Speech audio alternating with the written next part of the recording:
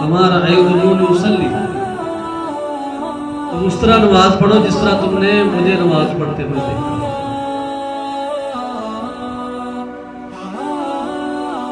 और हज्जतुल विदा के मौके पर आप फरमा रहे थे, लोगों मुझसे हज के तरीके सीख लो।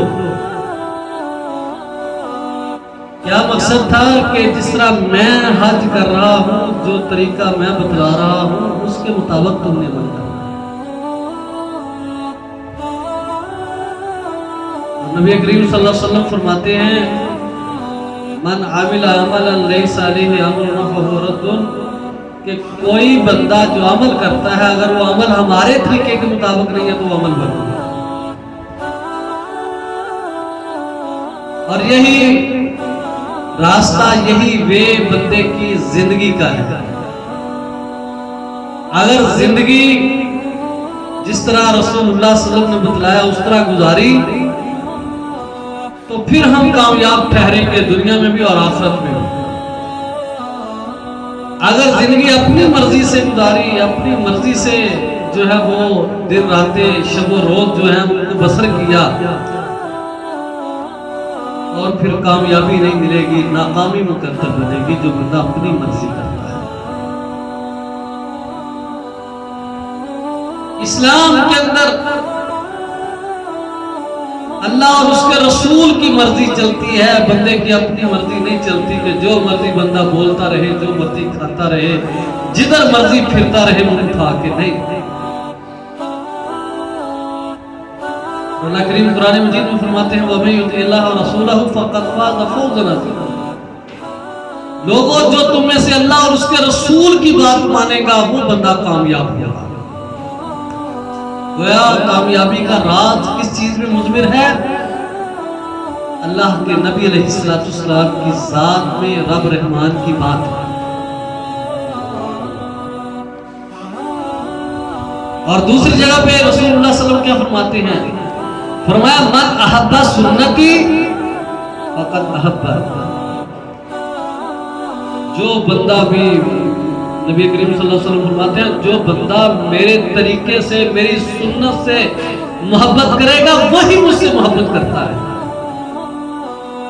बाकी सब दावे झूठे हैं।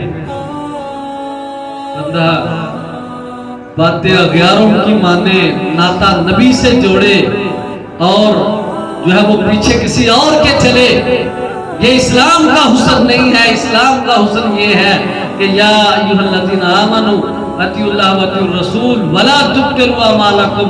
ईमान वालों, अल्लाह रसूल की बात मानो, कोई दूसरा रास्ता इख्तियार करके अपने अमाल का बेड़ा गर्क न करना।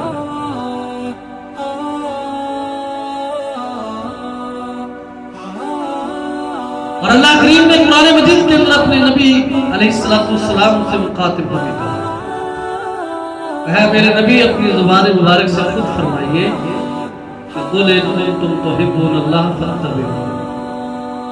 अगर तुम चाहते हो कि अल्लाह तुमसे मोहब्बत करे तो उसका एक ही म्यार है कि तुम रसूलुल्लाह सल्लल्लाहु अलैहि वसल्लम की इताअत करो, फरमाबरदारी करो, आपके पीछे चलो, आपकी बात मानो, जहां आप खड़े करें वहां खड़े हो जाओ, और जहां से आप मना करें वहां से रुक जाओ। ये मोहब्बत है अल्लाह के नबी के साथ। और फिर आगे अल्लाह फरमाते हैं, फिर अल्लाह तुमसे भी मोहब्बत करेगा।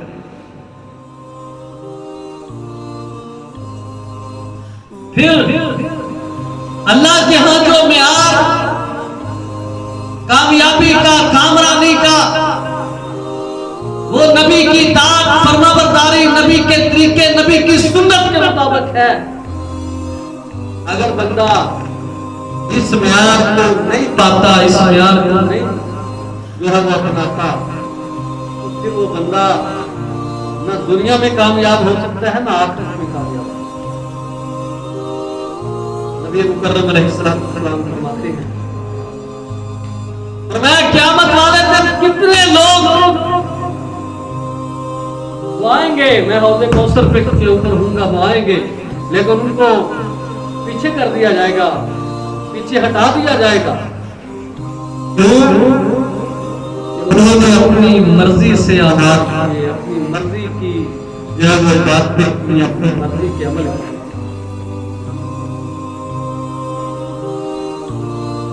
और अल्लाह करीम कुरान मजीद में फरमाते हैं,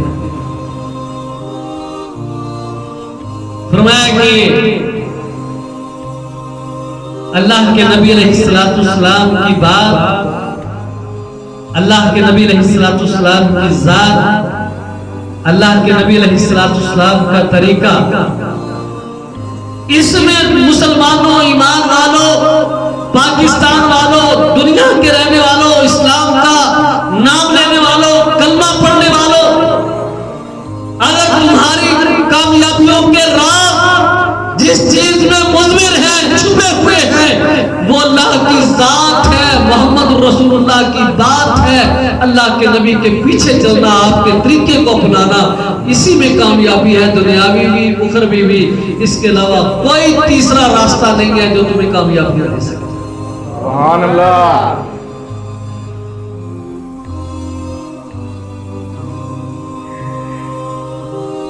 नबी करीम सल्लल्लाहु अलैहि वसल्लम फरमाते हैं, मन अहब्बा सुन्नती फक़द अहब्बानी व मन अहब्बानी कान माया फिल जन्नह। जो मेरे तरीके से, मेरी बात से राजी होगा, मेरे पीछे चलेगा, मेरी जात को जो है वो अपने लिए हरफ आखिर समझ लेगा, फरमाया बोली मेरा जन्नत में साथी होगा। सुभान अल्लाह। नबी करीम सल्लल्लाहु अलैहि वसल्लम के पास एक सहाबी आया, कहने लगा अल्लाह के नबी, आप नबी, मैं इतना सा गुलाम, मेरा आपका जोड़ कहाँ? आप क़यामत वाले दिन नबियों के साथ होंगे, आपके रुतबे बड़े बुलंद होंगे, मैं कमजोर सा बंदा, गरीब सा बंदा, मैं कहाँ आपका साथी? तो आपने फरमाया मेरे साथी, मेरे दोस्त, परेशान क्यों होता है? कसरत के साथ सजदे किया कर, क़यामत वाले दिन तुम भी मेरे साथ ही होगा। सुभान अल्लाह। शर्त यह है सजदे करनी है। सैयदना अली रज़ियल्लाहु तआला अन्हु वो फरमाते हैं, सैयदना अली रज़ियल्लाहु तआला अन्हु फरमाते हैं कि अल्लाह के नबी अलैहिस्सलाम से मैंने खुद ये बात सुनी। कहते मैंने अल्लाह के नबी से सुना, नबी करीम सल्लल्लाहु अलैहि वसल्लम फरमाते हैं, जिसने कसरत के साथ मेरे ऊपर दुरूद पढ़ा, फरमाया क़यामत वाले दिन वो मेरे दाएं जानब होगा और मैं अपने औज़े कौसर से उसको जाम भर के अपने हाथ से पिलाऊंगा, जो मुझ पे कसरत के साथ दुरूद पढ़ता है।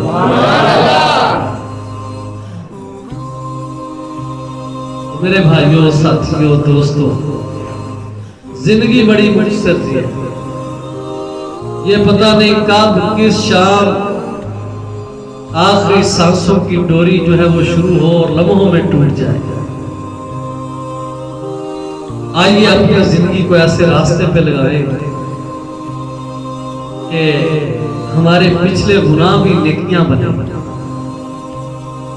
लोग मसाले दें कि यार फलां बंदा फलां तरीके का था, अल्लाह ने उसको समझ दी। अब ऐसा है कि लोग के गलियों के लोग भी उसको देख के रशक करते हैं कि यार उन्हें पक्की सच्ची तौबा करना।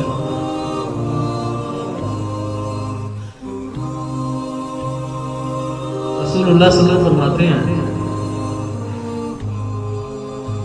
फरमाया जब बंदा अल्लाह के दरबार में पेश होता है नमाज के लिए, तो उसके गुनाहों की एक गठली बांध कर उसके सर पे रख दी जाती है, और जब वो सजदे में जाता है तो गठली दूर गिर जाती है और वो गुनाहों से पाक हो जाता है। जब वो अल्लाह के आगे झुकना शुरू कर देता है। आज हमारी जिंदगी 20 साल, 30 साल, 40 साल हमने गुजार दी है, और हमें हमारे लिए लम्हा फिक्रिया है कि उस जिंदगी में हमने कितनों के दिल दुखाए हैं, कितनों के आगे हमने मोहब्बतें बांटी हैं, और कितनों के दिल जीते हैं, और कितनों के दिलों में हमने नफरतें डाली हैं। ये हमें सोचना चाहिए। बाकी अल्लाह के नबी अलैहिस्सलाम फरमाते हैं कि हर आदम अलैहिस्सलाम के बेटे से गलती हो सकती है। बेहतरीन खताकार, बेहतरीन गलती करने वाला वो बंदा है जो गलती के बाद तौबा करता है कि मालिक गलती कर बैठा, भूल गया था, अल्लाह तू मुझे माफ कर दे, मैं तेरे दर पे आ गया हूँ, मैं झुक गया हूँ, अल्लाह मेरी खताओं को माफ कर। नबी करीम सल्लल्लाहु अलैहि वसल्लम फरमाते हैं अल्लाह सबसे ज्यादा खुश उस वक्त होते हैं जब कोई भूला भटका गुनाहगार बंदा तौबा करके मालिक के दरवाजे पे आ जाता है अल्लाह को राजी करने के लिए। तो अल्लाह फरिश्तों को कहते हैं ओ मेरे फरिश्तों देखो मेरा बंदा मुझसे सुलह करता है। तो आइए अल्लाह ने मौका दिया है, इस मौके से फायदा उठाए। आज वक्त है, कल वक्त नहीं होगा जब हम कब्रों में होंगे। वो एक बंदे के बारे में मिसाल है ना कि वो बाजार में खड़ा आवाज कर रहा था, तो पास से गुजरने वाले ने कहा हाँ जी क्या कर रहे हो? कहता है लोगों के अल्लाह से सुलह करवाने की कोशिश कर रहा हूं। मैं कहता हूं लोगों आ जाओ, अल्लाह का दरवाजा खटखटा लो, माफिया मांग लो, तौबा कर लो, गुनाहों को अल्लाह के सामने रख के इल्तिजा करके अपनी जिंदगी जो तुमने गुनाहों में गुजारी थी उससे माफी मांग लो।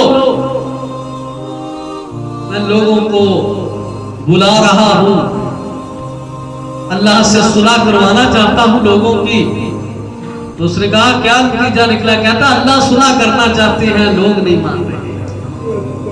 लोग कहने लगे जान मिठा अगला क्यों नहीं मिठा।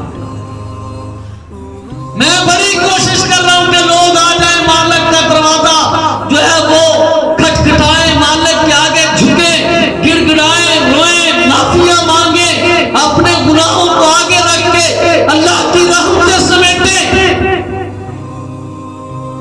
लेकिन अल्लाह मानता है, लोग नहीं मानते।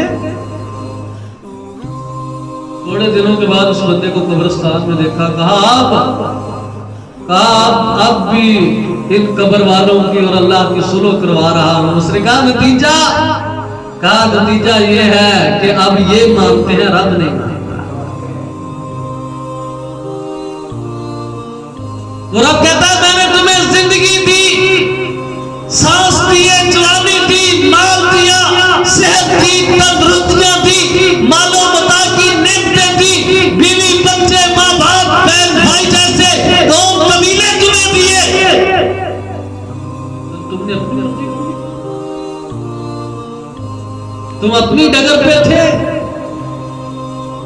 तुम्हारे अपने ही तरीके थे, तुम्हारा अपना ही सड़क थी, तुम्हारा अपना ही वे ट्रैक था, जहां तुम्हारा दिल करा किया तुम चले गए।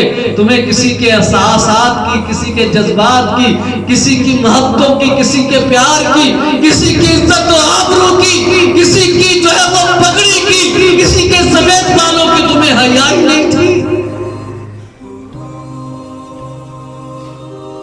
वो अल्लाह वाला कहता है मैं अल्लाह से सुलह करवाना चाहता हूं। अब ये मानते हैं, अल्लाह नहीं मानता, क्योंकि अल्लाह कहते हैं मैंने तुम्हें पैदा किया, तुम्हें हदायत दी, तुम्हें माल दिया, तुम्हें दौलत दी, तुम्हें बीवी बच्चे दिए, वालिदैन की नेमतें दी, भाइयों के मैंने तुम्हारे ऊपर साहिबान तानने वाले दर्शी किस्म के भाई दिए, लेकिन तुमने अन्ना मूल नहीं डाला। अब अल्लाह नहीं मानते, ये बड़ा रो रहे हैं। और कुरान भी इसी तरह की तर्जुमानी करता है। फरमाया क़यामत वाले दिन लोग कहेंगे कि अल्लाह हमें वापस भेज, हम दुनिया में जाएंगे और जो जिंदगी तू हमें दोबारा देगा उसमें नेक अमल करके आएंगे, तुझको राजी करेंगे। अल्लाह कहेगा बंदो मेरी ये सुन्नत नहीं है, मैंने एक ही मर्तबा भेजा, तुम्हें वापस बुलाया, अब फिर भेजूं, तुम बगावतें करो। मेरे भाइयों साथियों, ये जिंदगी अनमोल तोहफा है। ये जिंदगी फूलों की भरी हुई एक टोकरी है। इन फूलों को चाहो अपने सीने पे लगा लो, अपने माथे का झूमर बना लो, और इन फूलों को चाहो तुम कचरे के ढेर पे, नालियों में, गलियों में जो है वो रोल कर जलील करके इन फूलों को मार दो। ये अब मेरे और आपके ऊपर डिपेंड है। ये अनमोल तोहफा इसका। अल्लाह का वास्ता दे के कहता हूं इसकी कदर करो। और जिस वक्त तुम्हें इसकी कदर होनी है, जब सांसों की डोरी टूटनी है, उस वक्त फायदा कोई नहीं। क्योंकि रसूलुल्लाह सल्लल्लाहु अलैहि वसल्लम फरमाते हैं जब बंदा मर जाता है उसके सारे अमाल मुनक़ते हो जाते हैं, काट दिए जाते हैं। और अल्लाह ने करे इस तरह की हालत में मौत आ गई तो क्या जवाब देंगे अल्लाह को? क्या सदका जारिया पीछे छोड़ के आए हैं? कौन सी औलाद पीछे छोड़ के आए हैं? इल्म कौन सा पढ़ा के पीछे आए हैं? औलाद नफरत करने वाली, सदका जारिया लोगों के बेटों को भाइयों को नशे पे लगा के, और इल्म के किस तरह नशा लेना है, किस तरह देना है, किस तरह लगाना है, ये इल्म। आइए, आप मेरे भाई हैं छोटे, मैं अल्लाह के लिए आपके आगे हाथ जोड़ के कहता हूं ये जिंदगी एक अनमोल तोहफा, इसकी कदर करें। रहम खाएं अपने आप पे, अपने बच्चों पे, अपनी बीवियों पे, अपने वालिदैन पे। उस बूढ़े बाप पे रहम खाएं जो मजदूरी कर रहा है इस बुढ़ापे की उम्र में और तुम्हें जिंदा देखना चाहता है।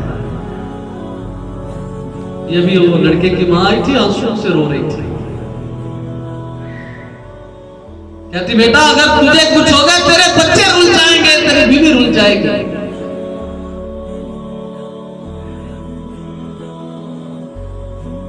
मेरे भाइयों साथियों, आपसे इल्तिमास है अल्लाह के साथ लो लगाए, अल्लाह की रस्सी को मजबूती से पकड़े, रसूलुल्लाह सल्लल्लाहु अलैहि वसल्लम वाला रास्ता अपनाएं।